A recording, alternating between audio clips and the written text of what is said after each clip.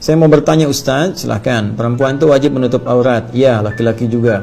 Ya, kecuali muka dan telapak tangan. Kalau kita tidak menggunakan, mungkin Anda bukan saya, bukan kita. Kalau Anda tidak menggunakan kaos kaki saat keluar, apakah itu dosa? Apakah ayah kita juga ikut menanggung dosa itu juga Ustaz? Saya juga pernah membaca postingan katanya 1 langkah kita keluar dari rumah tidak menutup aurat, 1 langkah pula ayah kita menuju neraka. Apakah itu benar? Baik saudariku yang baik, semoga Allah muliakan Anda. Dan ini keinginan yang kuat untuk menutup aurat. Baik, ayat ini tentang menutup ya aurat bagi perempuan berlaku juga untuk laki-laki dalam konteks menutup aurat. Jadi menutup aurat itu bukan hanya perempuan, laki-laki juga sama. Cuma batasannya yang berbeda antara aurat laki-laki dengan perempuan. Aurat itu asalnya sesuatu yang terbuka. Ya, yang terbuka yang harus ditutupi. Jadi aurat itu arah yang urut terbuka, sesuatu yang terbuka. Nah, yang terbuka itu ada yang tidak menjadi aib, ada yang menjadi aib. Ya, sesuatu yang jelek untuk dilihat, sesuatu yang menimbulkan hal yang bisa menyebabkan maksiat terjadi misalnya, ya. Nah, di laki-laki misalnya ada bagian-bagian tertentu yang ketika dia terbuka, misalnya tangan sini terbuka, itu pandang biasa. Ya, nggak ada orang maksiat melihat tangan laki-laki misalnya kan, dan seterusnya gitu. Kemudian perempuan berbeda.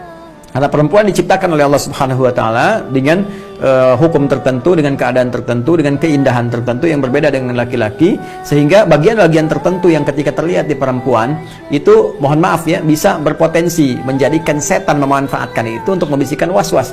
Ya, apakah kemudian mendorong berbuat sesuatu yang tidak baik gitu kan, atau menimbulkan sesuatu yang kotor dan sebagainya. Karena itu Islam datang dengan syariat melindungi dan menghormati perempuan. Ingat, syariat yang datang itu memberikan penghormatan dan perlindungan kepada perempuan.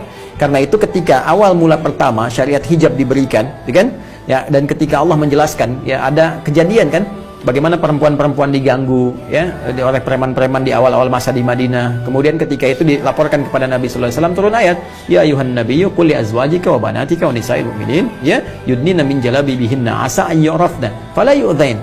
Hai Nabi, sampaikan kepada istrimu, ya, istri-istrimu, kemudian anak-anak perempuanmu dan perempuan-perempuan yang beriman, ya, bahwa pada saat ini Allah memerintahkan supaya mereka memberikan tanda dari turunan syariat, longgarkan jilbabmu, pakai jilbab, ya kan, berikan tanda jilbab yang benar, longgarkan jilbabmu, kata Allah, sehingga menutupi yang tadinya kerudung biasa, tutup kemudian, paling minimal menutup ke dada, ke sini, ya, di wilayah dada di sini. Ini jilbab itu yang terulur, dan batasan terulurnya paling minimal menutup ke dada di sini. Ya, asalnya kan cuma di kerudung, khimar itu cuma sampai sini gitu kan.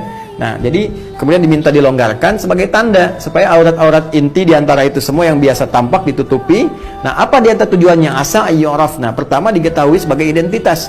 Ya, identitas muslimah yang disyariatkan, memenuhi unsur syariat. Jadi ini identitas sebagai muslimah, bangga itu. Anda harus bangga. Ya, Anda bangga di hadapan Allah. Jadi Allah itu memberikan identitas khusus bagi perempuan supaya dibanggakan di hadapan Allah. Apa enggak ada muslimah yang pengen dibanggakan Allah?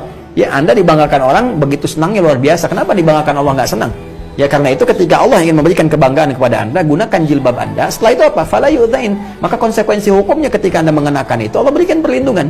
Jadi sebetulnya jilbab itu luar biasa. Begitu Anda kenakan, teman-teman sekalian, ya akhwat, itu melekat hukum pada laki-laki untuk memberikan perlindungan dengan izin Allah Subhanahu wa taala. Gak boleh ada orang ganggu dia. Karena itu ketika ayat itu turun dan diganggu lagi, maka langsung kemudian dilindungi ya oleh para mukminin pada saat itu. Nah, itu diantaranya. Jadi ketika diturunkan ayat-ayat itu menutup, maka diandur disimpulkan, langsung Allah sampaikan, illa ma dhahara minha. Tutupi bagian tubuh manusia kecuali yang biasa tampak, illa ma dhahara minha. Nah, yang biasa tampak ini ada yang disepakati oleh para ulama. Diantaranya apa? Wajah.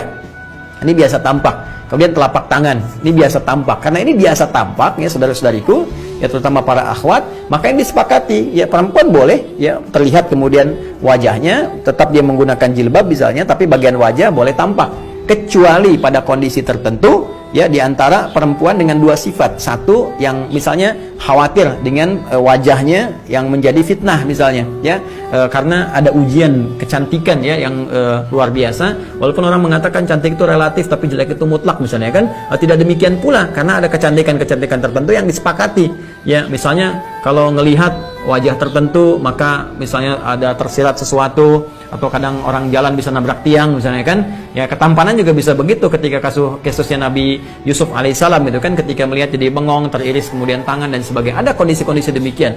Maka kalau wajah bisa menghasilkan fitnah sehingga memancing berbuat maksiat atau punya niat jahat, Ya, ada motif tertentu. Tapi kan itu kan kejahatan terjadi karena niatnya. Bukan itu juga, Joni. Ya, kadang-kadang terjadinya itu karena penampilan kita membuat dia terangsang untuk berbuat jahat. Muncullah niat. Niat itu kan nggak mungkin muncul kalau tidak ada objek yang terlihat atau terdengar atau merasakan.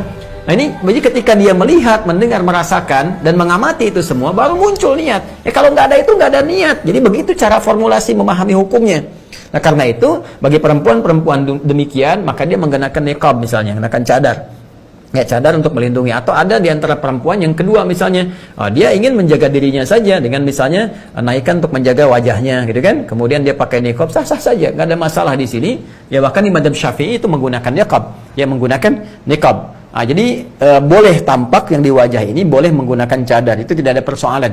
Ya, itu satu wajah. Kemudian telapak tangan boleh tampak. Adapun bagian kaki, di sini ada khilaf. Ya, khilaf. Abu Hanifah mengatakan itu hal yang biasa lumrah, terutama bagi kalangan tertentu gitu. Kalangan tertentu seperti yang pekerjaan-pekerjaan ya di dunia rumah tangga, misalnya kan mau beli sayur, beli macam-macam, ya mau beli sayur pakai kaos kaki lagi, pakai enggak lagi. Di kalangan-kalangan tertentu di mazhab Hanafi membolehkan itu dengan kondisi-kondisi yang tertentu. Kecuali kalau di sekitarannya misalnya ada hal-hal yang memang harus disupport untuk ditutupi secara langsung, misalnya bisa mengundang pandangan tertentu atau hal tertentu, punya niat-niat yang buruk yang terkondisikan dengan melihat itu karena keadaannya bisa berbeda. Seperti di Arab itu ada wilayah-wilayah tertentu, teman-teman sekalian, yang memang nggak boleh sedikit pun terbuka. Ya, makanya di sana ada yang pakai cadarnya, ada yang matanya aja kelihatan, ada tangannya bahkan ditutup pakai sarung tangan, kan sampai ke kaki, kecuali dalam keadaan tertentu. Karena memang ada sebagian suku yang ketika melihat satu bagian tertentu, nah itu hasrat, godaan setan dan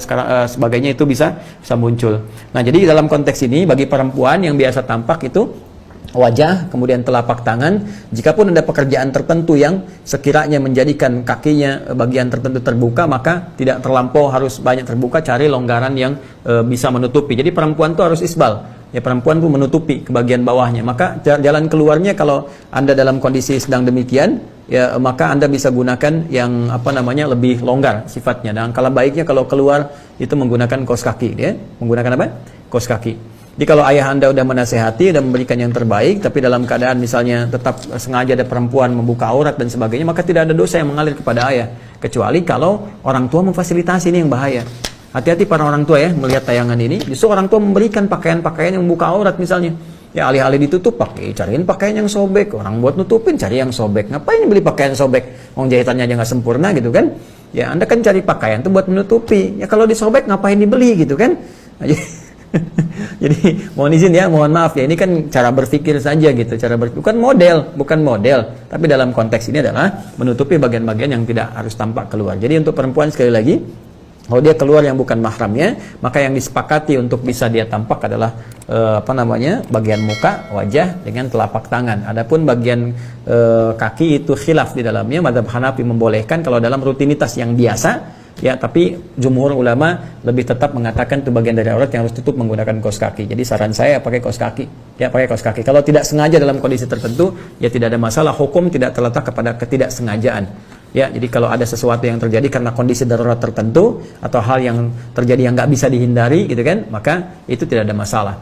Ya, terjebak banjir, kemudian kaos kaki kotor, bisa menyebabkan kuman dan sebagainya. Tiba-tiba Anda mesti buka, itu kan kondisi darurat yang tidak sama dengan yang lain-lain sebagainya.